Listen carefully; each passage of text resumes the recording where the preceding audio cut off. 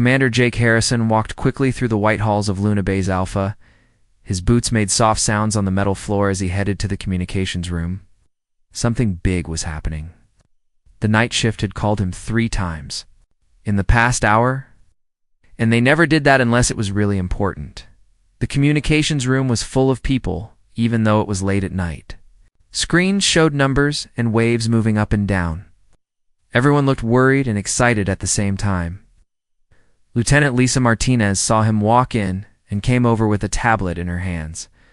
"Sir, we have been getting this signal for 3 days now," she said. Her voice was shaky. "It's coming from very far away.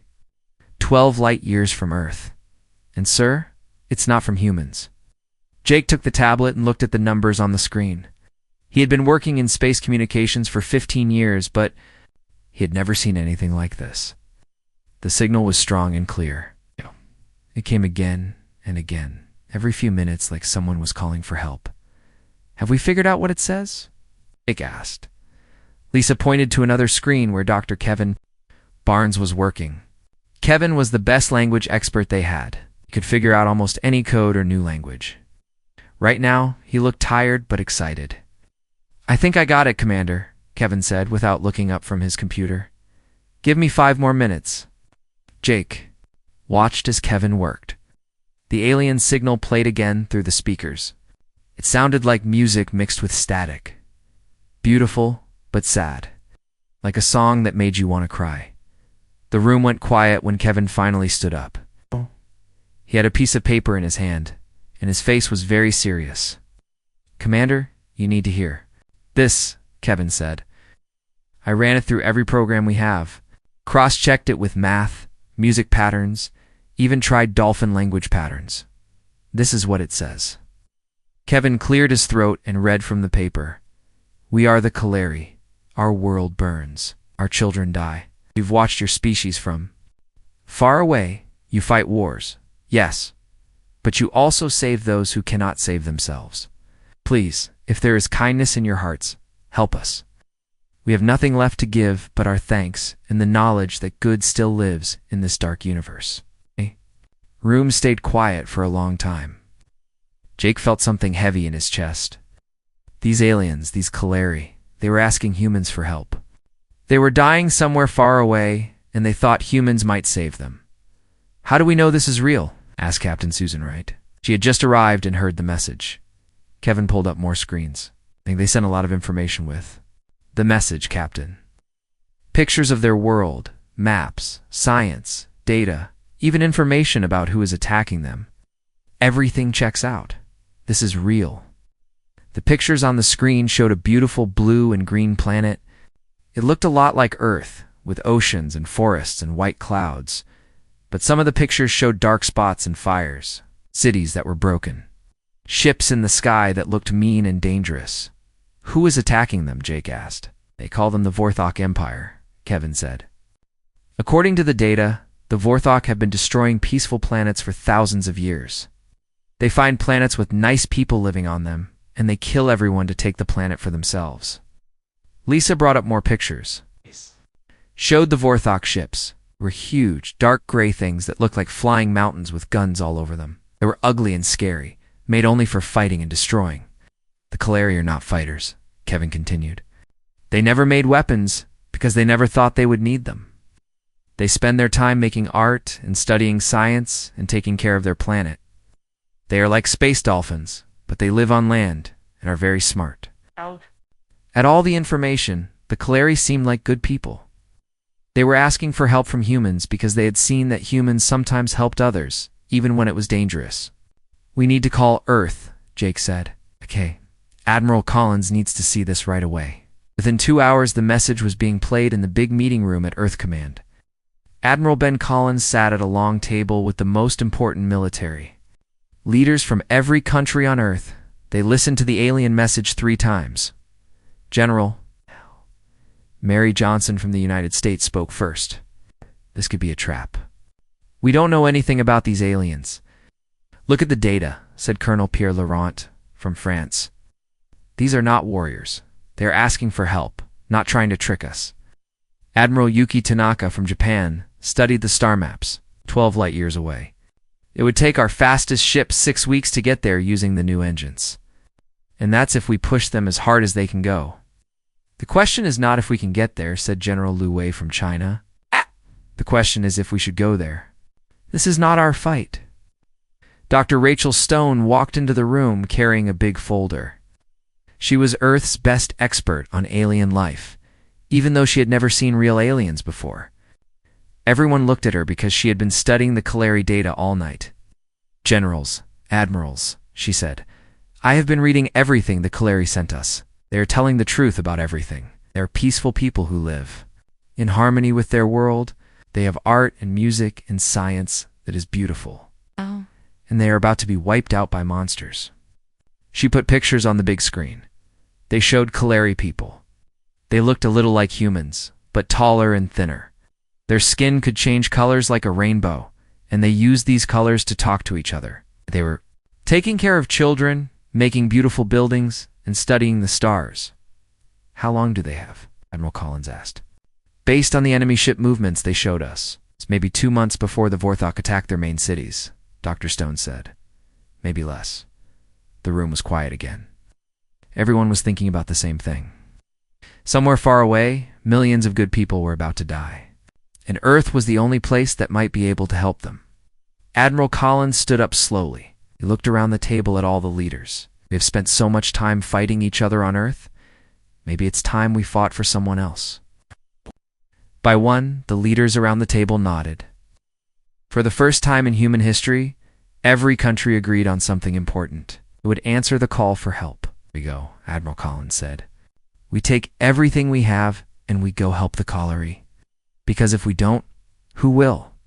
The order went out to every military base on Earth and in space. Humanity was going to war, not for land or money or power, but to save strangers who had asked.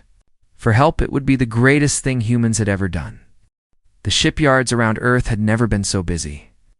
Captain Steve Wilson stood on the bridge of the UES, Defiance, and watched hundreds of ships being built and fixed at the same time. Sparks flew from welding tools. Giant cranes moved heavy parts. From one ship to another, people worked day and night without stopping. The Defiance was the biggest warship humans had ever built. It was 3 times longer than a football field and had enough weapons to destroy a small moon. But it would not be going to fight the Vorthok alone. Every day, more ships joined the fleet that was growing in space around Earth. How many ships do we have now? Steve asked his second-in-command, Commander Helen Parker. Helen looked at her tablet.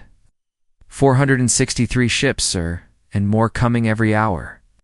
The Russians just sent their entire Pacific fleet. The Chinese finished 3 new destroyers. Yesterday, even the small countries are sending what they have. Steve nodded as he watched a group of fighter ships practice flying together outside his window. These were not normal times. Countries that had been enemies for years were now working together like best friends. All because of a message from space asking for help. Down in the engine room of the Defiance, Chief Engineer Mike Torres was installing something that had never been put on a human ship before. The Kaleri had sent them plans for faster-than-light engines along with their cry for help. These engines were different from anything humans had tried to build. It's amazing, Mike told his team as they worked. Our engines try to punch holes. Through space, that takes a lot of power and breaks things. But these Kaleri engines ride the natural currents in space like a boat rides ocean waves. Much smoother and faster. His team worked carefully. One mistake could blow up the entire ship. But the Kaleri instructions were very clear and easy to follow. The aliens were good teachers, even from 12 light years away.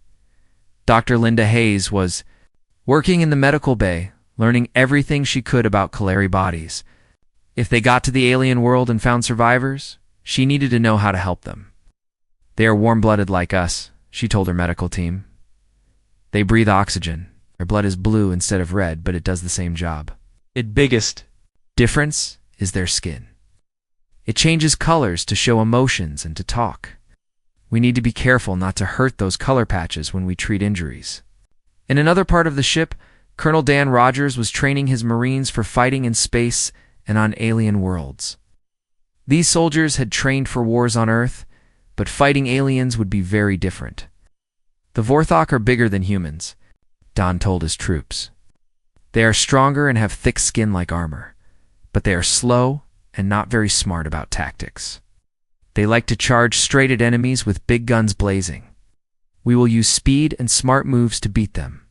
The Marines practiced fighting in spacesuits and low gravity. They learned how to use new weapons that could work in the vacuum of space. Every day they got better and more ready for the fight that was coming, Captain. Nancy Brooks commanded a very different kind of ship. The Youth Mercy was not a warship. It was loaded with medical supplies, food, building materials, and everything needed to help people who had lost their homes. Her ship was painted white with big red crosses so everyone would know it was there. To help, not to fight. We might be too late to save their world, Nancy told her crew. But if we are, we will help them build a new one somewhere else. That's why we brought seeds from Earth's best food plants, building robots and water purifiers. The Mercy also carried something special. In its cargo holds were gifts from the people of Earth. Children had drawn pictures to show the Kalari that Earth children cared about alien children. Musicians had recorded songs. Artists had painted beautiful pictures. Writers had written stories about friendship and hope. All over the solar system, people were working to help the mission. Oh, yes. On Mars, the big factories that usually made things. For the Mars colonies were now making weapons and armor for the fleet. On the Moon, miners were digging up rare metals needed for the new engines. Even on the space stations around Jupiter, people were making fuel for the long trip to Kalari. Space. Lieutenant Commander Chris Johnson was a fighter pilot getting ready for the biggest battle of his life. He and his squadron practiced attack runs against robot ships that moved like Vorthok vessels. The enemy ships were big and slow, but they had very powerful weapons. Remember, Chris told his pilots, "We are smaller and faster. We hit them where they cannot see us coming, then get away before they can hit back. Stay together and watch each other's backs." The pilots were scared, but excited. They had joined the military to protect Earth, but now they were going to protect an entire alien race they had never met. It felt bigger and more important than anything they had ever done. Back on Earth, Dr. Rachel Stone was working with Kalari. Science data that kept coming through space. Even while their world was being attacked, Kalari scientists were sending information to help the humans understand their technology and culture. "They are teaching us their language," Rachel explained. To a group of officers who would need to talk to survivors, they use light patterns on their skin like we use words with our mouths. Happy thoughts make yellow and gold patterns. Sad thoughts make blue and purple patterns. Fear makes their skin flash red. She showed them videos of Kalari families before the war started. Parents teaching children to make art with their skin colors. Scientists working together to study the stars. Farmers growing beautiful food in harmony with nature. They looked like good people who deserve to live in peace. Admiral Ben Collins toured the fleet every day, visiting ships and talking to crews. He wanted everyone to understand why they were going so far from home to fight for strangers. "People ask me why we are doing this," he told the crew of a destroyer. "Why risk human lives for aliens we have never met? I tell them to imagine if Earth was being attacked by monsters from space. I'll imagine if our children were hiding in basements while enemy ships burned our cities. Would we not hope that somewhere in the galaxy, good people would hear our call for help and come?" The crew nodded. They understood. This was not about politics or money or power. This was about doing what was right. After 6 weeks of the hardest work anyone had ever done, the fleet was ready. 500 ships of every size floated in space near Earth. Battleships, cruisers, destroyers, fighters, supply ships, hospital ships, and troop transports. The largest fleet in human history, as the ships prepared to jump to faster than light speed. Messages came from all over Earth. Schools sang songs for the brave people going to help the aliens. Churches prayed for their safety. Families sent love to their sons and daughters heading into the unknown. The fleet jumped into hyperspace together, riding the space currents toward a dying world 12 light-years away. They were humanity's answer to a cry for help from the darkness between the stars. The human fleet dropped out of hyperspace at the edge of the Kalari star system. What they saw made everyone's heart sink. The beautiful blue and green planet they had seen in pictures was now covered with dark clouds and orange fires. Giant enemy ships floated around it like hungry sharks around wounded prey. Admiral Ben Collins stood on the bridge of his flagship and counted the enemy vessels. 43 Vorthok warships blocked the planet. Each one was twice as big as the largest human ship. They looked like flying fortresses made of dark metal, covered with weapons that glowed red in the darkness of space. "Dear God," whispered Captain Steve Wilson as he watched the enemy ships through his telescopes. "Look what they have done to that world." The planet below was dying. Huge craters marked where Vorthok weapons had hit cities. Forests were burning. The oceans were turning brown from all the dirt and ash falling from the sky. This had once been a paradise, and now it looked like hell. Commander Helen Parker was monitoring enemy radio signals. "Sir, the Vorthok are talking to each other. They seem surprised that we are here. They are asking each other what these small ships are doing." Admiral Collins did not wait for the enemy to figure out who they were. He opened a communication channel that would reach every ship in both fleets. "This is Admiral Ben Collins of the Human Expeditionary Fleet. You are attacking innocent people who have done nothing to harm you. Stop your attack and leave this system immediately, or we will stop you ourselves." The Vorthok reply came quickly. The voice was deep and harsh, like stones grinding together. Lieutenant Commander Alex Bryant translated what the alien voice said. "Unknown. Small ships. You have entered a Vorthok cleansing zone. We are removing inferior life forms from this world to make room for worthy beings. Leave now, or be destroyed with the planet's scum below." Admiral Collins felt anger rise in his chest like fire. These monsters talked about the peaceful Kalari, like they were insects to be stepped on. He opened the communication channel again. "This is our final warning. Leave now, or face the consequences." The Vorthok answered with plasma cannon fire. Bright green bolts of energy shot across space toward the human fleet. The battle for Kalari Prime had begun. Captain Wilson ordered his ship to attack speed. The Defiance shot forward like a bullet, followed by 50 other human warships. The Vorthok had never seen ships move so fast. Their big, slow vessels tried to turn and aim, but the humans were already past them and shooting at their weak spots. "All fighters, attack pattern Delta," called Lieutenant Commander Chris Johnson as he led his squadron toward the biggest enemy ship. His small fighter was like a mosquito compared to the giant Vorthok vessel, but mosquitoes could bite. The human fighters swarmed around the enemy ships like angry bees.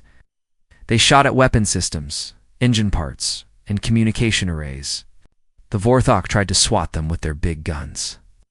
But the humans were too small and too fast. Captain Nancy Brooks kept her medical ship far from the fighting. But she was not sitting idle. Her ship was already heading toward the planet to pick up wounded Kalari who needed help. She had to dodge falling pieces of destroyed ships and enemy fire. But she was determined to save as many aliens as she could, down on the planet's surface. Colonel Dan Rogers and his Marines were landing in the middle of the biggest Kalari city. The aliens had been hiding in underground tunnels while the Vorthok bombed them from space. When they saw human soldiers coming to help them, many started crying with relief. The Kalari looked just like the pictures had shown. They were tall and thin, with smooth skin that changed colors as they felt different emotions. Right now, most of them were showing blue and purple patterns, which Dr. Stone had said meant fear and sadness. "We are here to help," Dan told them through a translator device. "We are from Earth. We got your message." A young Kalari female came forward. Her skin was flashing yellow and orange patterns that meant hope and gratitude. She spoke in a voice. "Like singing birds, you came," the translator said for her. "We thought we would die alone, but you came." Dan felt tears in his eyes, but he had work to do. His Marines set up protective barriers around the Kalari shelters, while evacuation ships landed to take civilians to safety. Other Marines fought Vorthok ground troops that had been hunting for hidden Kalari. The space battle was getting fiercer every minute. The Vorthok ships were stronger than human ships, but humans were smarter fighters. When a Vorthok ship shot at one human vessel, 3 others would attack it from different directions. Captain Wilson's ship took a direct hit from a Vorthok plasma cannon. The blast shook the entire ship and knocked out half the lights, but the ship kept fighting.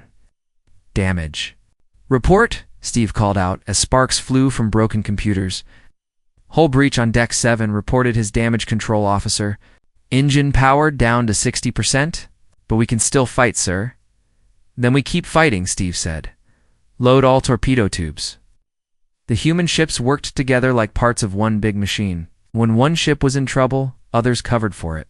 When they found a weak spot in enemy defenses, they all attacked it at once.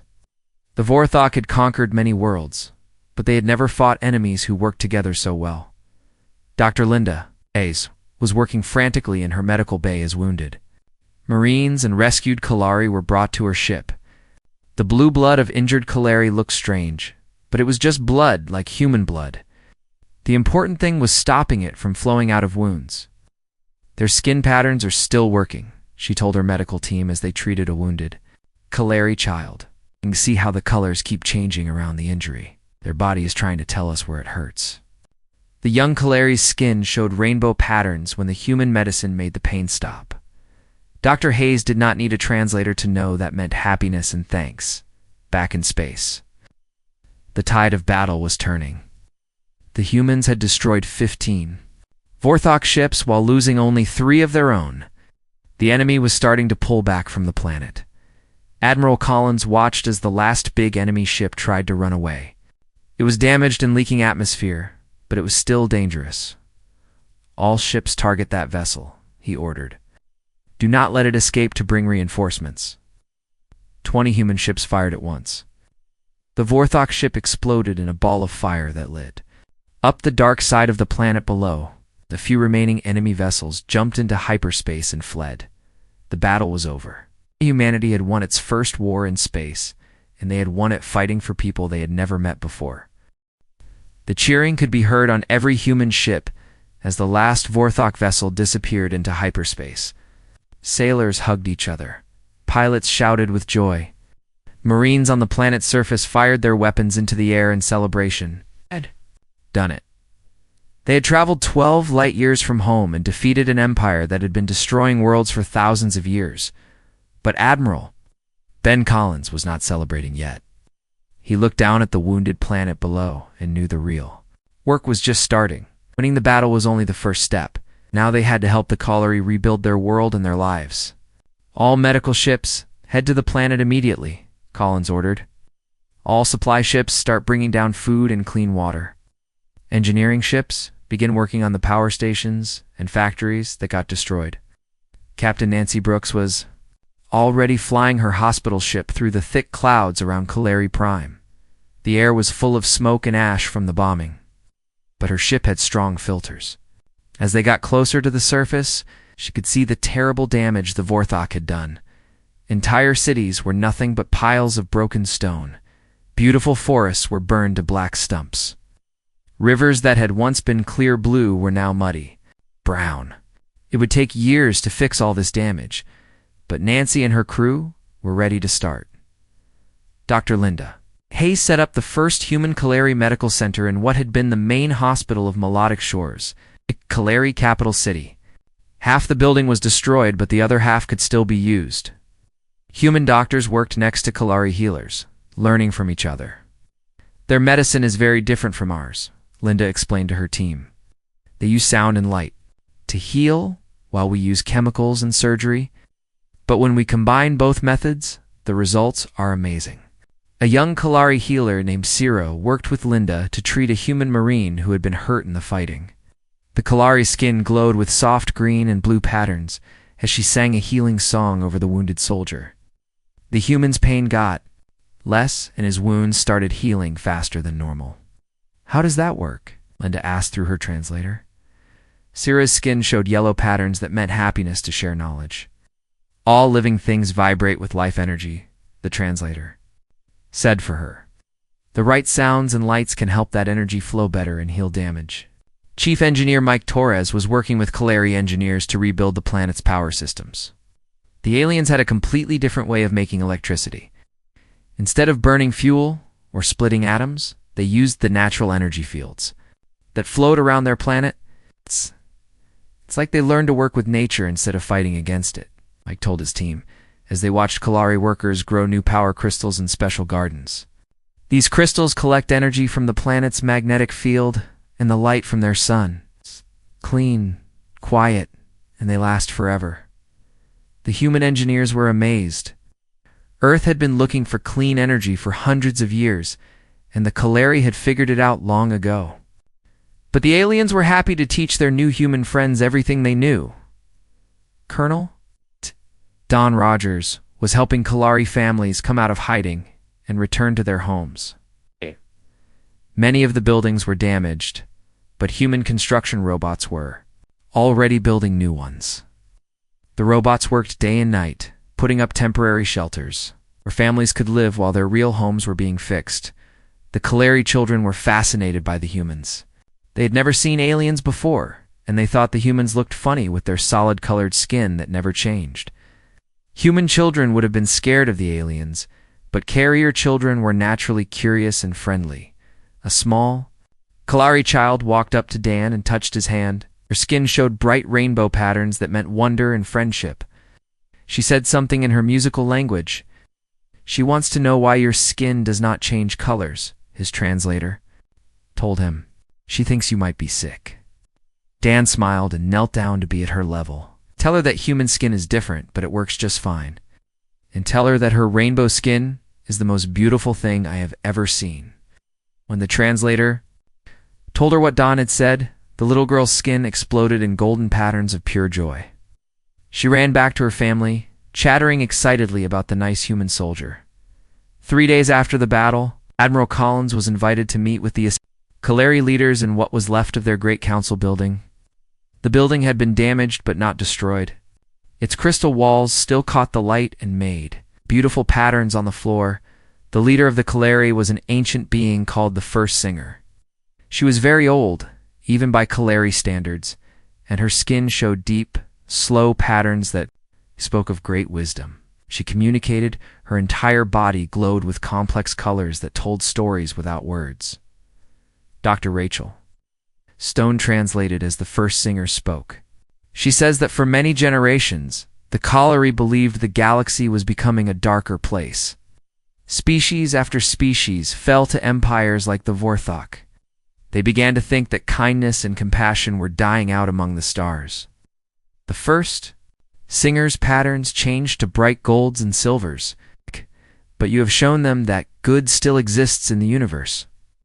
You traveled across the galaxy not to conquer or to take something, but simply to help those who needed help. Felt humble in front of this wise alien leader. We only did what anyone should do when they hear a cry for help. The First Singer's skin showed amusement patterns. That is exactly why you were the right ones to answer our call. Many species would have wanted payment or territory or slaves. In return for their help, you want nothing but the knowledge that you did the right thing.